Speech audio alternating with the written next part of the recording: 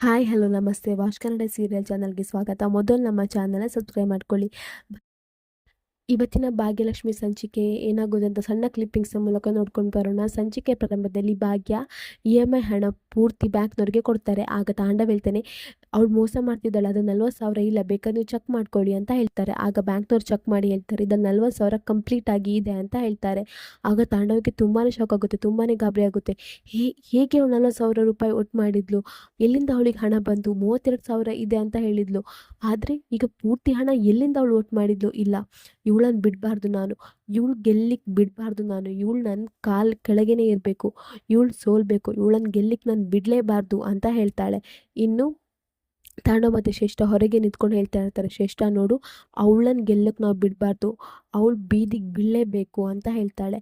ಆಗ ಶ್ರೇಷ್ಠನೂ ಹೇಳ್ತಾಳೆ, ಅವಳು ಬೀದಿಗೆ ಬೀಳೋ ಹಾಗೆ ಮಾಡೇ ಮಾಡೋಣ ತಾಂಡವ್ ಅಂತ ಹೇಳ್ತಾಳೆ. ಆಗ ಭಾಗ್ಯ ಹೇಳ್ತಾಳೆ, ಶ್ರೇಷ್ಠ ಅದು ಅಷ್ಟು ಸುಲಭವಾಗಿ ಸಾಧ್ಯ ಇಲ್ಲ ಬಿಡು ಅಂತ ಹೇಳ್ತಾಳೆ. ಆಗ ತಾಂಡವ್ ಹೇಳ್ತಾನೆ, ಏ ಭಾಗ್ಯ ಜಾಸ್ತಿ ಮೆರಿಬೇಡ ಕಣೆ ಅಂತ ಹೇಳ್ತಾನೆ.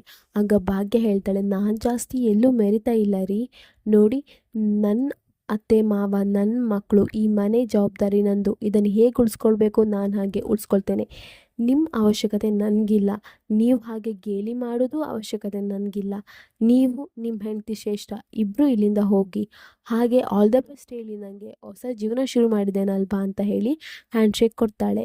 ಕೊಟ್ಟು ತಾಂಡವನ ಕೈಯ ಮುದ್ದು ಹಾಕ್ತಾಳೆ. ಆಗ ಅಯ್ಯೋ ಕೈ ಕೈ ಅಂತ ಹೇಳ್ತಾನೆ. ಇನ್ನು ಶ್ರೇಷ್ಠ ಅದನ್ನು ನೋಡಿ ಶ್ರೇಷ್ಠಂಗೂ ಗಾಬರಿ ಆಗುತ್ತೆ. ಇನ್ನು ಭಾಗ್ಯ ಅಲ್ಲಿಂದ ಹೋಗ್ತಾಳೆ.